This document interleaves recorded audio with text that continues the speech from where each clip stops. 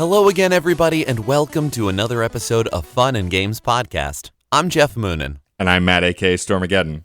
And this episode, we wanted to talk a little bit about strategy guides, which is something that has been a part of gaming for a very long time that has gone through many forms, and in a sense still kind of exists, but not as it used to. Yeah, for those who've grown up their whole life with the internet, which I know there are some of you out there, pre-internet era, most game companies would release thick manuals, books that explained how to play through, beat the game, find all the secrets, because that was really the only way to get a detailed guide through these games. I was someone who grew up playing video games, and when I bought a new game, I had to sit there for like 5 minutes and read the instruction manual that came with it first. Even though most of those instruction manuals didn't do very much other than tell you the controls and stuff. But this was before an era of tutorials also. So a lot of those games, that's how you learned the controls, was to open the instruction manual and read it. Whereas most of my friends were like, what are you doing? Just put the game in and play. We'll figure it out. I'm like, no, I have to know these things before I start playing the game. It's nice to try to, at least. I mean, for me, the experience was, as a kid, you'd go to the store, you'd get the game, my mother would drive me home, and while we're in the car, I'd open it up and I'd take out the instruction manual, and whatever I could read on the ride home, that's what I did. But instruction manuals, and the funny thing is there are still print strategy guides coming out a little here and there. And just as there are still games that come out with physical instruction manuals with their games, there's something very interesting that strategy guides and old school instruction manuals did that is a little beyond the obvious, because of course, okay, it's called a strategy guide. It's probably going to tell us stuff about the game, like how to beat it, how to overcome this difficult part, where to find that secret side quest. The thing that I really like about strategy guides, and still do, is the way that they entice you about future things in a game. Yeah.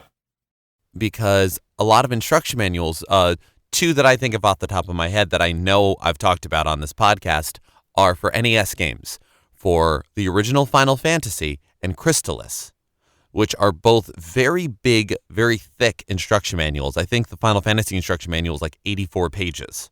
Oh, wow. Yeah, it's a serious one. And part of that is because this was the first, I guess, big turn-based RPG on a console in the West. So there was probably a little bit of like, okay, you might not know what to do here. There's all these choices. The fight option means you fight. So they probably put a lot of explanation into that. It also covers up the gaps of poor translations. They only had so many spaces in such a small storage medium. But like the back half of the instruction manual was a pseudo walkthrough of the first part of the game. So it would, if you went like, I don't know where to go, I don't know what to do, it would guide you there. There's a big side quest, or not side quest, but like an overarching early quest where you need to get the Mystic Key, because there are so many things that are locked by the Mystic Key. And as soon as you go through you find the crown to give to the Dark King, whom you beat, to get the crystal, to give back to the witch, who gives you the herb, to give to the sleeping elf prince so he wakes up and entrusts you with the Mystic Key. The instruction manual also tells you, all right, now that you've got the Mystic Key, you can open up things here, here, here, and here. But this one's the most important, because it has the thing that'll help you further yourself in the game. And Crystalis had a full listing of all of the weapons, armor, shields, items, magic spells you can and do find in the game. And this spoils very little, because all it is it tells you what you'll be able to eventually do. And I know I've talked about this before, but being able to look through that instruction manual and see all the cool things I will eventually have was so exciting. I didn't even need to know where to find it. I just knew I wanted to find it. Yeah. And that's where strategy guides come in. And they also entice like that. Yeah, the first strategy guide I remember ever buying with my own money was for Super Mario RPG, Legend of the Seven Stars on Super Nintendo. Nice. I remember it very vividly because something that was really cool about Super Mario RPG, for those who may not have played it, is that the animation and the style was very different from any other Mario or Squaresoft game at the time. It was almost this pseudo claymation looking animation where all the characters had this depth and roundness to them that they had never been made to look like before or since.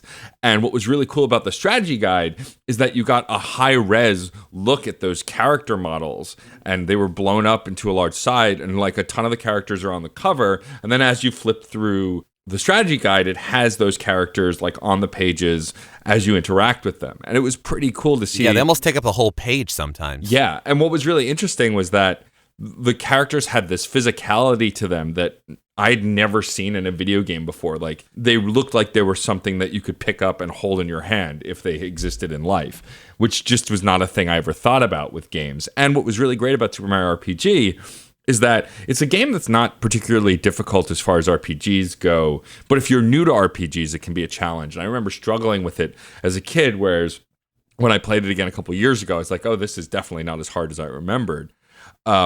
But it did the same thing. It would entice you. It'd give you tips. It would tell you about things coming later in the game.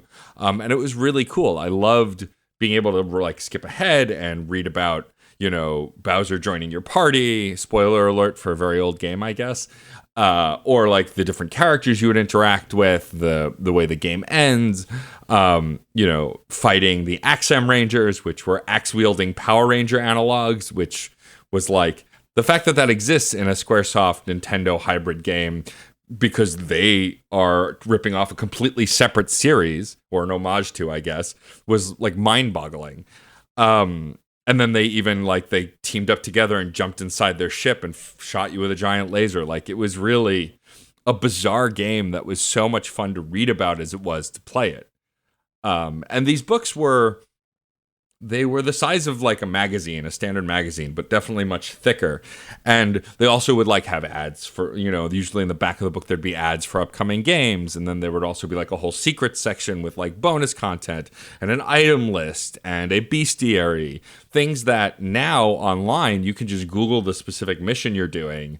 Google will bring up a walkthrough from IGN or some other site, GameFAQs back in the day, which still exists. And then you could just go. Still exists. People are still making new stuff. Yeah, and you could just go to that mission. I remember when I was playing Dragon's Dogma, which I've recently finished. Well, I should be specific. I've beaten. I've not quite finished because it's a Western RPG, so I could play it forever and probably never finish it. Right. But I was having trouble with a certain mission, so I just Googled the name of the mission, and it came up, and I was able to do it. Whereas back in the day with strategy guides, you would have to flip to the right page or look in the index. There was a lot more research involved instead of just getting to the answer, which I kind of liked about strategy guides. I mean, convenience in a time when I don't have a ton of time to play games. Being able to get right to the point is nice, but I do miss flipping through game manuals and strategy guides and seeing the artwork and doing research on figuring out how to beat stuff or teaming up with a friend. I remember playing Chrono Trigger with a friend of mine, one of the first times I ever played through it, and he had the strategy guide, and so he would tell me what to do, in the certain boss battles, what specials to use, and where I could find certain items, and so it became a cooperative game, even though it was a single player game. Oh yeah, no, that is absolutely a thing that has happened in my childhood home and in my adulthood home. Someone mans the strategy guide some way or another, whether physical or digital, and then the other one plays. But it's also interesting to think on flipping through the strategy guide, having that item list, having that spell list, any of those things. What that does is it also gives you the possibility of finding something new, whether it's a strategy for something you weren't looking for, but now you know this, and that's great to know, and that gets you thinking about something else. Whereas looking up a specific mission online, you get that solution. And you get that solution, which is convenient and wonderful and should be applauded. But there is something fun about, all right, what does this item do? What does this thing do? And you flip through your strategy guide, you find it, and then you also see all these other items or all these other pieces of equipment. And you're like, but then what do I do about getting that? And it kind of leaves its own breadcrumb trail. It's kind of interesting. One of my all-time favorite strategy guides is I think it's Versus Books, the Versus Books Final Fantasy VII strategy guide. Again, one that I I'm pretty remember it well. Yes, this thing is like vaunted and lauded and all sorts of things. And I was very fortunate to get it at that Walden Books for $10 when it was. Yes, this was how old it was. But, right, exactly. But one of the great things that I love in that guide is sort of put in whatever weird corner you can. There's all kinds of get you thinking ideas. In the entire materia section of Final Fantasy VII in that strategy guide, where it tells you what all of the different materia does, what spells it gets you, how it levels up, all the stats, there's also little mini articles called Crazy Materia Combos that they, like, the first one is very simple, all the way up to the fifth one, which is, okay, this will take up an entire person's, they have to have an 8-slot weapon and 8-slot armor. But look at this. With one casting, you can do all of this with one casting of fire if you just do this. And that's not necessarily what you're looking for, but it gets you thinking about the system. It gets you thinking about the game.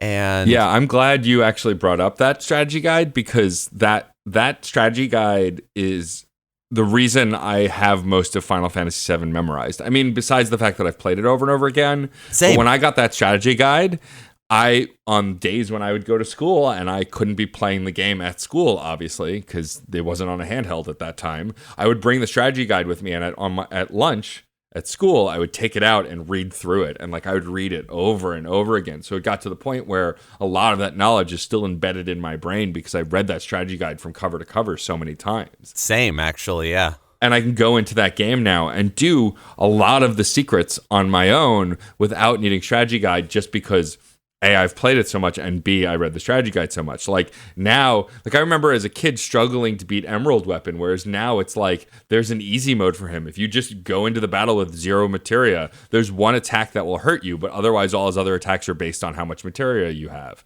And the level of your materia. And so it makes the battle so much easier. And that's the kind of stuff that you wouldn't have thought to do in a game like that kind of pressures you to keep using materia, because that's the way you cast spells and do other skill-based stuff. And I loved that about that strategy guide. And I also did love that it kind of gave you ideas for harder ways to play the game, or did you know you could do this or try that, which I also thought was really awesome. Like a friend of mine got the idea, and I think he did it almost 5 years ago now, of doing a no materia run of the game and playing all of 7 without any materia at all. Yeah, I've done that. Not using any of them. And it changes the whole game. And it's not impossible to do. There are some fights that are very difficult without it, but it's not an impossible way to play the game, which I think is fascinating. Yeah, you then learn what a lot of those damaging items do. Right, exactly. More or less. You buy a lot of grenades. And also, it's kind of funny that you mentioned, like, reading the guide at school, and also going back to Mario RPG for a moment. The funny thing with the Mario RPG as a game is, yeah, it is fairly straightforward as a game, but there's also the fact that it had so many oddball, out-of-the-way secrets that if you were to explain it to somebody, this is what you do, it sounds like bullshit. It sounds like finding Mew under the truck at the SS Anne. Yeah. It is urban legend, schoolyard scuttlebutt. One of my friends would insist up and down and side to side and in every direction that there was a secret casino in the game. And he also insisted that you could recruit one of the bosses as a playable character, Jonathan Jones, the shark pirate captain. Right. Now, one of those is fake, and one of those is absolutely true, and it's the casino that's true. Right. And oh my God, and it's run by one of the former bosses. Uh-huh. So it's even still in that same wheelhouse. They're in that game, if you do 100 super jumps in a level, you get a special item. That sounds like the kind of crap you put in an April Fool's issue of a magazine to get people to try it, but you do. To add to that, like when I first discovered Culex, who's a boss from one of the other Final Fantasy games that you can fight in Monstro Town, and he will tear you apart even if you are towards the end of like the game with all of the best weapons. He is just one of the hardest bosses in the game. But if you had told me that in school, that you could fight a Final Fantasy boss in this Mario game, I'd be like, no, that can't be real. Oh, sure, it's in Monstro Town with all the monsters. Sure it is. But it's true. Well, yeah. Well, also, Kulix doesn't exist in any other Final Fantasy game, but he is so extremely designed like a Final Fantasy character. So that also adds to that whole, like, I don't believe you. Oh, it's someone from Final Fantasy. Who? Kulix. There's no Kulix in any Final Fantasy game. Shut up. You're wrong. So it's like, well, his sprite doesn't move and it just kind of floats. He's got protective crystals, 4 elemental crystals, just like, it's Square Axum Rangering themselves. Pretty much, yeah, which I've learned something today. I legit thought he was a Final Fantasy boss because I've still not played every Final Fantasy. This is news to me that he was actually original for the game as well, but spoofing Final Fantasy, which I think makes it even better, honestly. Oh, yeah, and they used music assets from, like, Final Fantasy IV as well for the fight. Right. Like, they wrapped up this made-up-for-this game character in, like, all of true stuff pulled from Final Fantasy. So, yeah, he's meant to make you think that he's from the game. Yeah, totally. Like, so, yeah, mission accomplished. Had me fooled for 20 years. Well, I mean, I thought so, too. I definitely thought so when I was a kid. And this is just in my own obsessive nature, like, oh, okay, no, he's not. Cool.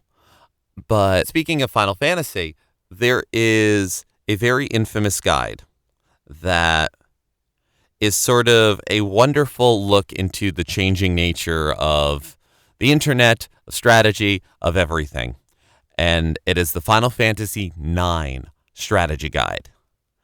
Now, Brady Games was one of the, I can't remember if it was Brady or Prima that did these. I think it was Brady, that was doing a lot of the Final Fantasy guides. And there was an interview in the past few weeks with Kotaku with one of the writers from Brady Games about the nature of how strategy guides are written. And this guide is brought up, and this guide has been blasted and everything. Like, it's infamous. It is infamous. And so the strategy guide companies would license the game from the company, and they'd get a little bit of help here and there, but they'd kind of have to play ball with the developer, the publisher, if they wanted to continue a good working relationship.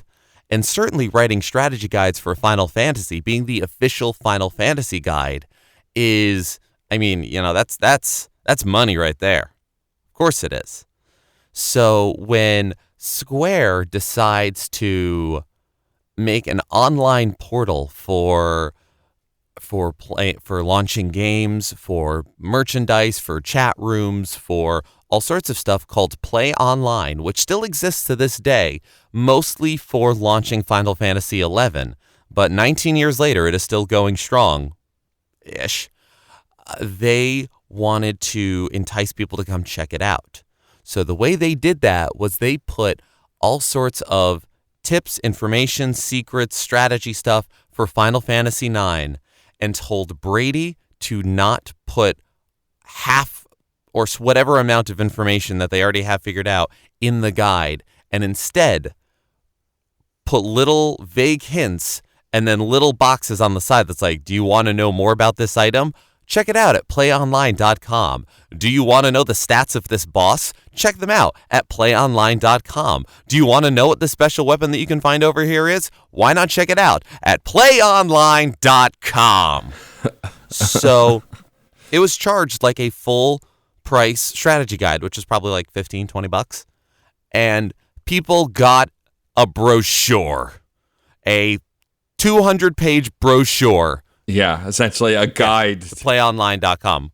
Yeah, that's crazy. I forgot about that. And that they pretty much put half of the secrets behind a wall that you'd go do extra research to find. And at that point, it was still early in the internet. And you had to pay to subscribe it. Yeah. And what's crazier is, like, you could at that time go to GameFAQs and probably get most of that information for free, But it was the early internet era, and, like, things were run so differently back then. I mean, now you can find wiki guides to just about every game that's out. Even newer games, like within a week of their release, you can pretty much find tips and tricks to every game that's out, which just didn't exist back then. If it wasn't in Nintendo Power or EGM or in a strategy guide, the secret didn't exist. Or at least there was no way to find it, at least. Yeah, and actually thinking on like EGM and stuff, are there still magazines that put secrets to games in them? I don't even know. I mean, Because that used to be a big section. Yeah, I'm not even subscribed to any magazines anymore. I know Game Informer's still going strong, and I know they have digital releases as well. So I imagine they must print something in there. They don't. Really? That's the one. I have a Game Informer subscription, and they put a lot of stuff in there, but they do not put tips, tricks, strategies, and secrets or anything like that. Interesting. Yeah. I'm at a point now where like all of my gaming knowledge is from either websites, like Vice Gaming or IGN, or I just Google specific things that I need and find them, because just about every game has its own wiki page at this point. Every company has its own wiki page, which is useful. It is useful, but it's kind of a bummer. I like physical stuff, and like there's something about flipping through a magazine that tells you how to beat a game. I remember Ocarina of Time on the N64. The most helpful thing about that strategy guide, and it's still to this day one of my favorites, is the back page was a perforated tear-out sheet of all the songs in the game you could play on the Ocarina. So if you just needed to know a song, you wouldn't have to like fumble around to figure it out or look on your song list. All you had to do is pull out that perforated guide and you could look at it. Awesome. And I think there's also one song I think you create in that game, like you pick the pattern for, and so there was a blank song chart where you could write in what you created. I think that's correct. If I'm wrong, tell me, internet, but I'm pretty sure there was one song that you got to choose. And so like for that song, I always would just pick up, like the C up button and just press that repeatedly. But you could write that stuff down too, which was pretty neat, because Ocarina of Time is a game, like, a lot of the secrets are pretty easy to figure out. And while the strategy guide was great, that was the thing I always had to flip back for. Like, oh, what song does this? Or how do I play that song? And with that handy chart, you didn't have to flip through the book every time you needed to look up what one of the songs was, which was pretty neat. That is pretty neat. I remember when I was a kid, I had the Super Mario Bros. 3 Nintendo Power Strategy Guide. And there was a page missing from it. And I never really thought about why it was missing until now.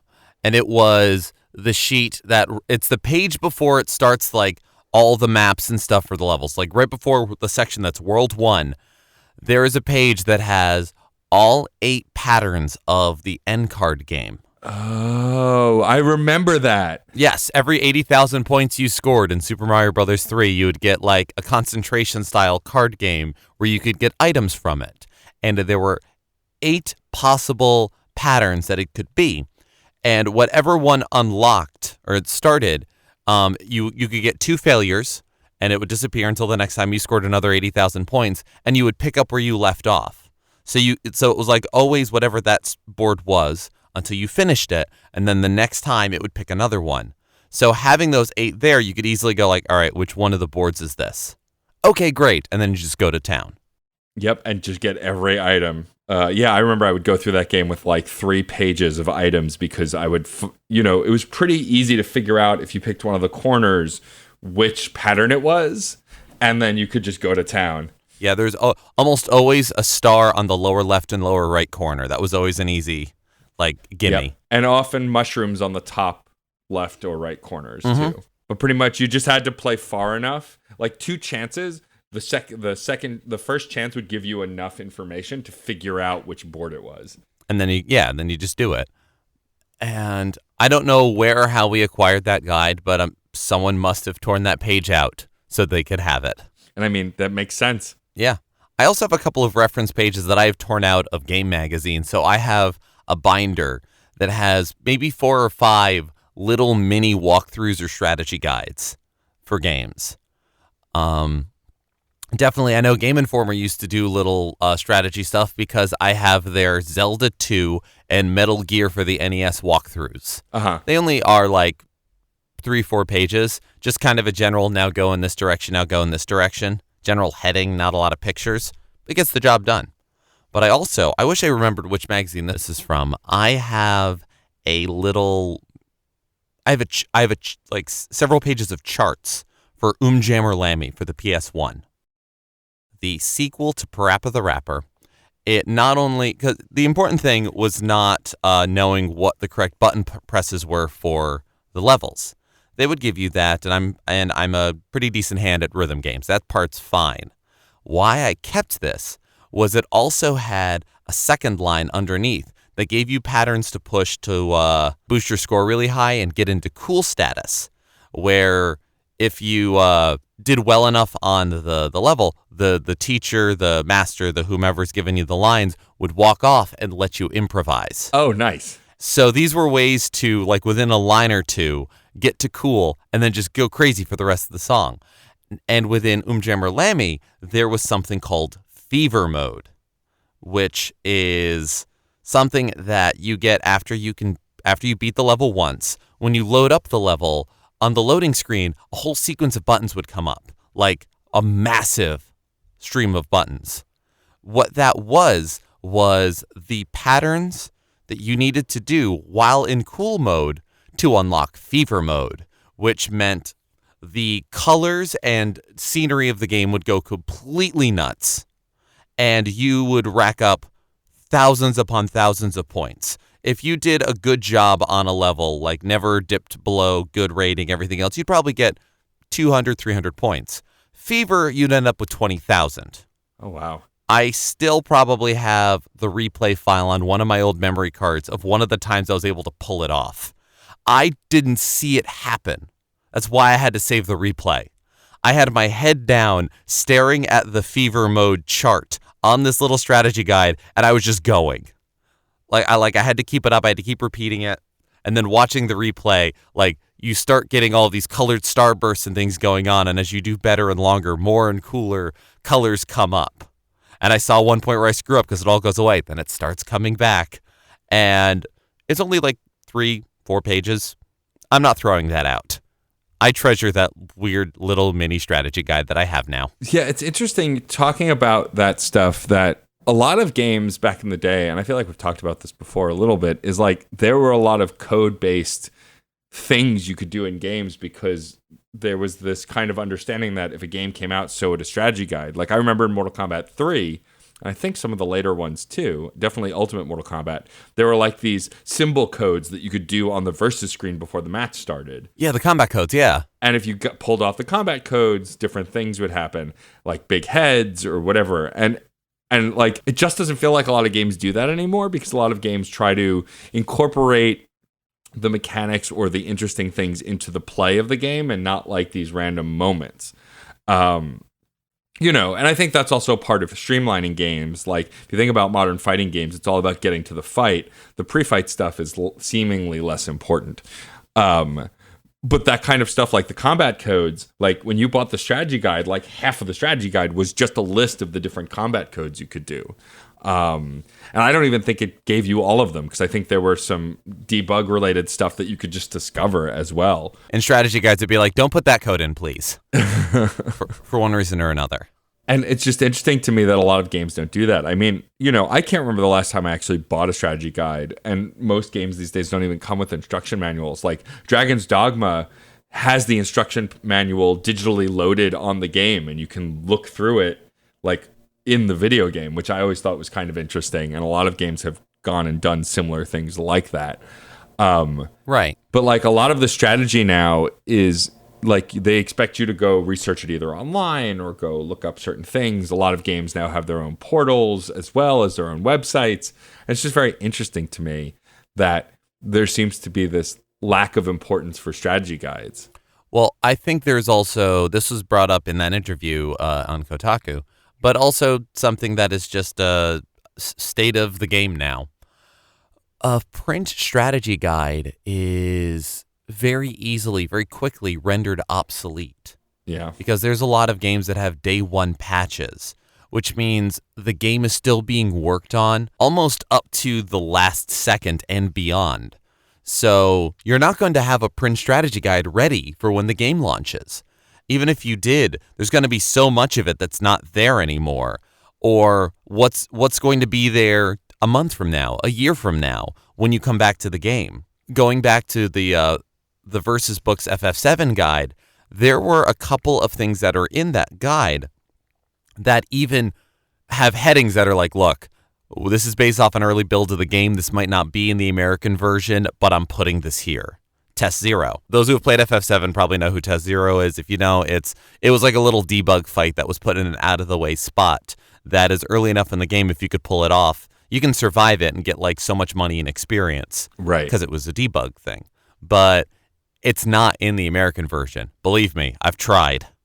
And folks have looked it up and it's not there. Yeah, I think it was the Japanese only, and I think in the book they say that. They're like, if you have the Japanese version of this game, you can do it's like, thing. It's definitely in that. Because I remember seeing several things like that. Yeah, there were definitely some differences between the Japanese and American release of 7, I remember, because of the strategy guide. Like, there were definitely a few moments in that guide where they go, hey, you might be able to do this thing depending on the region you're in or whatever, which I think was really interesting to still put that information in. And also made me angry, because I was like, I want to do that thing. I know, right? But I can't. I don't have that version. Right. And that was also from a time when there would be potentially weeks or months in between the Japanese version and the American version being released. Which means not only is there time when, okay, they're working on making this game, let's get in there and talk to them. There's also, okay, this game is out. We can go get this game, write the strategy guide for it, and still have time to have it done by the time it's released in America. We have a lot more simultaneous or within a few day regional releases these days, and a lot more work being done up to the minute. So suddenly that item isn't there anymore. Suddenly that mechanic has been revamped or completely removed. So we've moved into a world that necessitates wikis. So you can know what the game is doing now, even if it doesn't have a strong online component. These things get updated and suddenly information is rendered obsolete. It's interesting. It's not good or bad necessarily. I mean, you can decide for yourselves whether that's good or bad, but that is the state of things right now. That's what we're working with. Yeah, that's really true, that the whole landscape is really different now, especially with all digital guides. Like, so something that we talked about earlier about strategy guides being these great books of art as well as info on the game. Most modern wikis now just like provide a screenshot and like a list of hyperlinks and like a paragraph or two about what you need to do. And it feels less artful than the physical books that we used to have back in the day. They're very austere, yes. And that's kind of a bummer. Like, I liked seeing the different concept art and the different renderings of the characters and the scenes and the large maps that they would provide. Whereas, in most online guides, it's like, here's a screenshot, here's a short video, here's a link to a YouTube video that explains it. Like, it's not the same sense of adventure. It's kind of a means to an end. Like, I know when I look up a puzzle in a game that I can't solve on my own and that I've been trying for hours, like, I just want the solution, which is fine. But I do miss the research and the adventure of trying to figure shit out, even with the guide, like looking things up, doing the research, whatever else. It is still a little bit of a research project when you have to wade through several threads of internet forums of someone going, you look it up and you go, oh, this has the heading of exactly what I want. Someone asks it, no one answered it. Or someone asks it and someone's like, you're stupid for not knowing that. Or it's this thing. No, it's not. It's that thing. You are still researching a little bit. It's just the nature. Research has changed. Yeah, I think it's one of those things that, it's weird to miss certain old things. I feel like I feel very much like an old man complaining about how convenient it is to find walkthroughs now. Whereas back in the day, if a game came out, it was probably months before a walkthrough went up online because that someone probably, especially on GameFAQs, people had to play the game to find these things. People put a lot of work into them, and they still do. Thank you to all of the guide writers on GameFAQs. You are heroes. Yeah, like my brain doesn't operate in a way that I could research a game like that to find those things. And so people who did that for you was really awesome, And even because strategy games existed in that transition period, most of those people would probably use a strategy guide, but still transcribe a ton of stuff and find things beyond that. Mm-hmm. And they do the ASCII art of whatever the game logo was at the top of the GameFAQ. That's true. Yeah. It is an unsung skill. It is definitely an unsung skill. And one of those things that, I forget about because we take everything for granted now. The fact that it's so easy to find these game secrets. Again, Google existing as the primary function on the internet makes finding any secret so much easier. The fact that you can just think of a thing, Google it, and you'll probably find a hit. That wasn't the case back in the day. You would search on GameFAQs, and sometimes they wouldn't even have a fact for that one obscure Genesis game that you love that barely anyone's played. Right. And also, it does come down to your preference of how you like getting your strategy. Whenever Sarah plays a game, and it's like, all right, I don't know what this is. Let me find it. And she looks it up and goes, oh, it's all videos. Well, guess I'm figuring it out myself. She hates watching strategy videos. She hates it. She hates it like Power of 1,000 Exploding Suns. She hates it. Which means I have to watch them. Right. Because she still wants the answer. Yeah, of course. I mean, and I totally get that. I don't mind watching videos depending on if it's a specific puzzle that's short, because then I can just scroll to that puzzle and figure it out that way. Mm-hmm. But yeah, if it's like a multi 10-minute step process that you have to watch a video for to figure out, like I rarely ever have the patience for it. And so often I will just try and figure it out on my own, try and find a text explanation somewhere that I can scroll with. I mean, all of it's a process. No matter how you find the solution, it's just what you have the patience for as far as looking it up. Yeah, I've definitely put on videos where it's that like, where is this thing located? I just want a map that shows it. Well, there is no map that shows it. That would normally be in a print strategy guide. Those don't exist anymore. Prima closed over a year ago. So we're going to have to watch this YouTube video. We could watch it with the sound off. And so I've definitely sat there and watched a video so I don't miss whatever point it is, get to it in the 10-minute video, go, all right, you're at that location, here's what you do, and then just basically play Navigator to get to that location. It works, but, research has changed.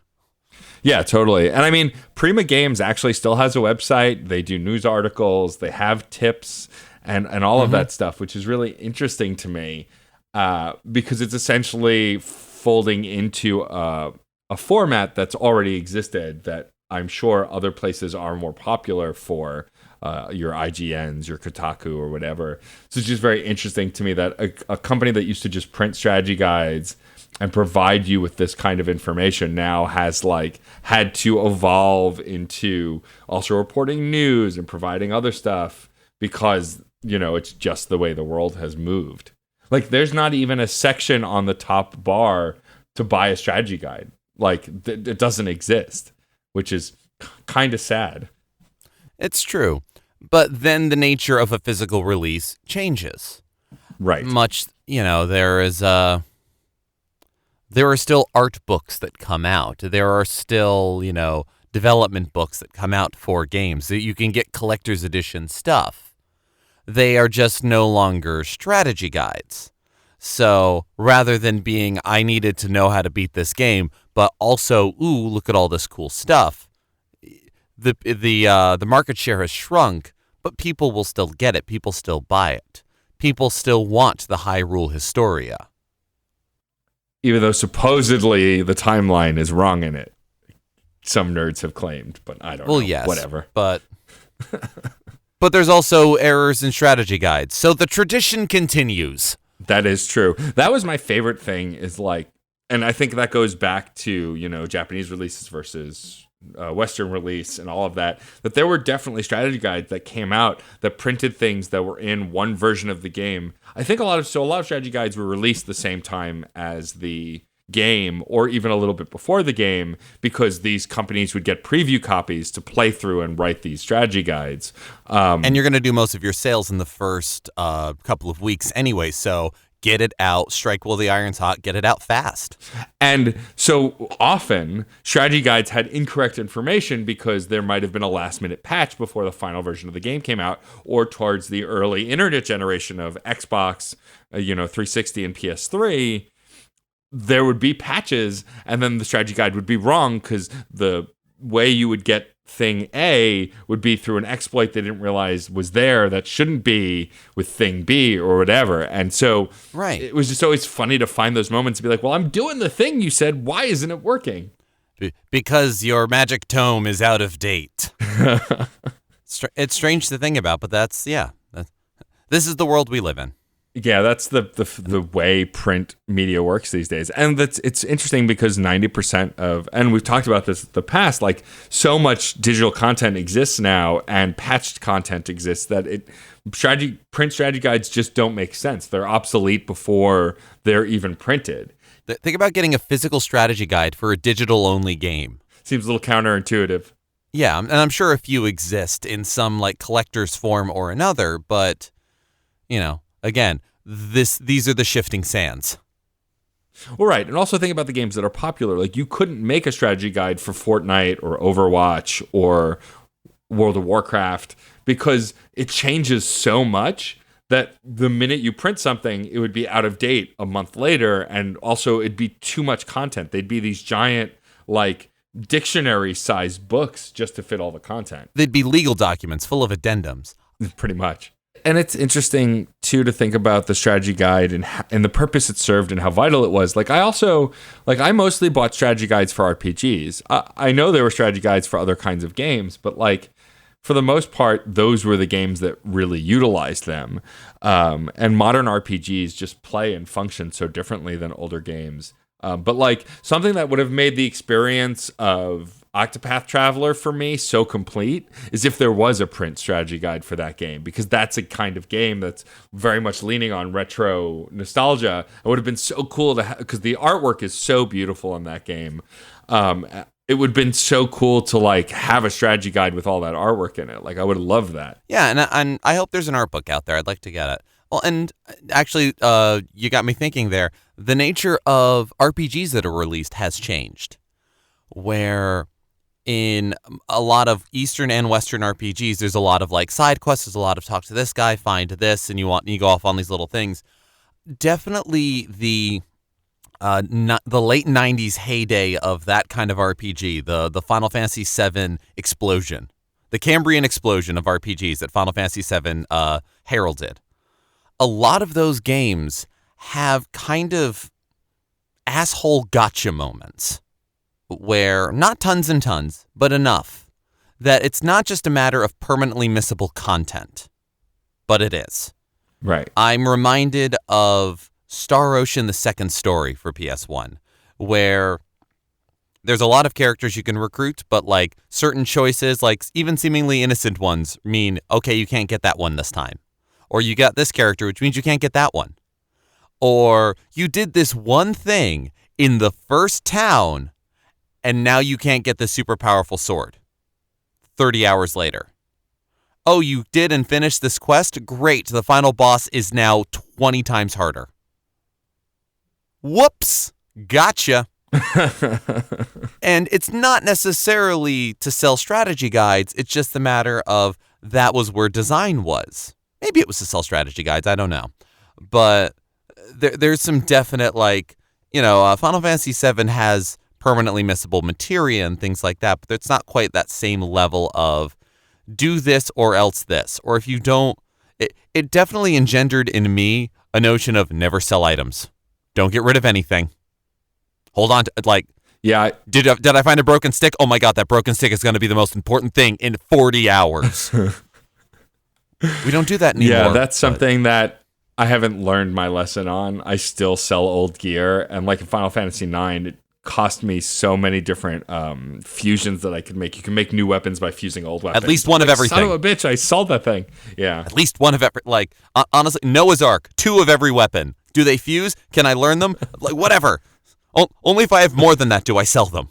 Yeah. I'm tapping into a very paranoid part of my brain, and wow, that lives somewhere. Jeez. Well, it's funny, and talking about strategy guides and how they would also be unmanageable now. So I did a little Googling, and I found that there was an official Prima strategy guide printed for Elder Scrolls V Skyrim, and it's 496 pages.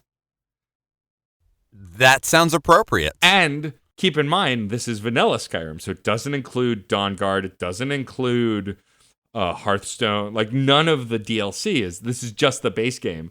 And that's the kind of thing. Yeah, you get the Game of the Year edition, you're screwed. Right. And that's the kind of thing that I think started to make guides like this obsolete, is that they're humongous. They're non-moddable. You'd need to buy whole new books or different books for the additional content. But like, Yeah. I'm kind of curious what that book looks like, you know, because I haven't bought a strategy guide in so long.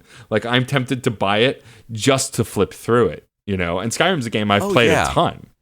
But buy it a little like a leather cover or something that like has a tie around it, just so it feels really appropriate. I don't know. Right. It's one of those things that, you know, there are definitely still guides coming out. Like, there is a Fallout 76 guide because that game is kind of very open and there's not a lot of narrative. But it's just rare that people buy these things anymore because you can find just about everything you need on the internet. It's very rare, even when a game is brand new, because YouTubers and other media personalities get review copies. Like, the information gets out there pretty quick. And most companies are okay with it because it just further pushes essentially advertising for those games. Yeah, and I mean, that is definitely a function that they have always had. They're like, and we've been talking about it. It's advertisement within the game. But it also denotes a more, I don't know, complete experience or more full, I don't want to call it devotion to the game. But it is sort of this interesting complement.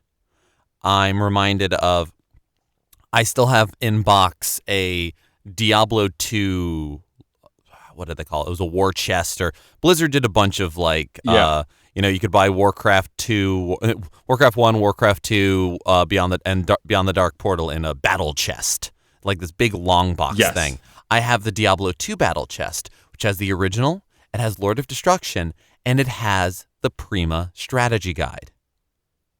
It is all linked up and within it. And it's not necessary, but it's that kind of thing of, you know, it's getting the Blu-ray copy of a movie with the second disc with the bonus features. Do you need the bonus features? Do you want the bonus features? Get the guide. Yeah, it really is funny where we stand, like looking at the landscape of video games and what people relied on. Like, I definitely have fond memories of sitting on my couch with the strategy guide to Final Fantasy VII, flipping through it as I'm playing, pausing so I could read a thing and then go back to the game. Whereas like now most games, I won't look up a strategy unless I hit a wall. And I guess it's also because my skill has changed as a gamer and I do try and do things on my own. But I don't consider it any less than to want to know the path as you play it, to look at the strategy guide as you play and not try and solve it for yourself and just go through this kind of dual adventure of reading this book and playing this game. I think is just as valid and was sometimes even more fun. Right. And to, I guess, hammer home how much has changed over the intervening decades is there is a website called Gamer Guides. It is not IGN. It is not GameFAQs. What it is the sort of classic style strategy guides that you would want to find, that you would go out to the bookstore to buy, entirely in digital form. So they are able to update it. And these are free and downloadable onto computer, tablet, phone, what have you, organized by game. So you can then, and it is fairly up to date. I'm on their website right now, and I see Sekiro Shadows Die Twice. I see the re-release of Resident Evil 2 alongside Final Fantasy 8 and a couple other classics as well. And so you still can have the experience of pausing the game and reading the guide on your lap in front of you.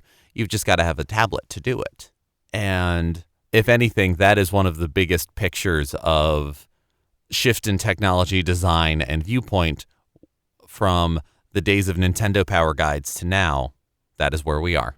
I think that would be fun to do on a tablet, like an iPad, just flipping through those kinds of pages. It would definitely be very nostalgic. But I'm curious, do you have a favorite strategy guide that you remember cherishing that you maybe even still have? I know I have some of mine, though I don't know where they are in my home at this point, but I know I still have some. But do you have a favorite strategy guide that you remember owning? Oh, yeah. I got a couple. There is the obvious Final Fantasy VII versus books, what we have discussed. My copy got so thoroughly wrecked by that same friend who was telling me about the casino and recruiting Jonathan Jones in Super Mario RPG. His nephew utterly wrecked the first 12, 20 pages, whatever, of that guide. So it no longer has a cover, and that whole opening section on strategy and weaknesses and everything is gone. The first page I have is the bombing mission in Midgar. So it reached a point where I cut all the pages out of the binding with a razor blade, with a straight razor, and put them in screen protectors. So I now have a little binder that is what pages I still have from that strategy guide. And I'm pretty sure I still have the pull-out poster as well somewhere in my home. The other good one that I really like was the Other Versus book strategy guide that I got for Resident Evil 3. Oh, wow. Yeah. And I enjoy the Resident Evil games. They don't hold the same place in my heart as some other series do, but anytime I go back to, especially the classic ones, I just go, God damn it, I love these games. And Resident Evil 3 had a whole lot of it. Had some branching paths, some like not spur the moment, but like they weren't quite quick time events, but it was kind of all right, this is happening. What are the two choices do you do? And sometimes if you don't pick a choice within 10 seconds or 5 seconds, we'll make a choice for you. And it's not going to be either one of those, and it's going to be really bad. And you could combine different gunpowders to make new weapons. And it had a whole lot of extra stuff that a strategy guide would necessitate over Resident Evil 1 or 2. And it even had, this is the thing that I loved, and this just appealed to the numbers nerd in me. It had a breakdown of like a list of all of the enemies and a full breakdown of how many hits from each weapon it would take to kill them. There was maybe one enemy that they didn't have a listing for the knife. They just went, don't even try. Like it said something like, just don't. And then it would tell you how many handgun bullets, how many shotgun shells, how many rocket, and everything. Like even fighting Nemesis, it would tell you how many times do you have to stab him before he goes down. I liked that a lot. And that also came with a poster, which is, That's something we didn't really talk about, but yeah, pretty much every strategy guide you bought came with some kind of tear out or poster or like map. I remember when I bought Oblivion, Elder Scrolls Oblivion, it came with a map of that area. Was that Tamriel? Was Tamriel Oblivion? I don't remember. Well, I think so. I think so too. Anyway, but it gave you like a map of the world and it looked like an old school kind of like Lord of the Rings cloth map. Like it was really neat. Nice. What's your favorite strategy guide? It's tough. I mean, we talked about, like we said, the FF7 one is the one that I think I forged the most memories with. True. And same with the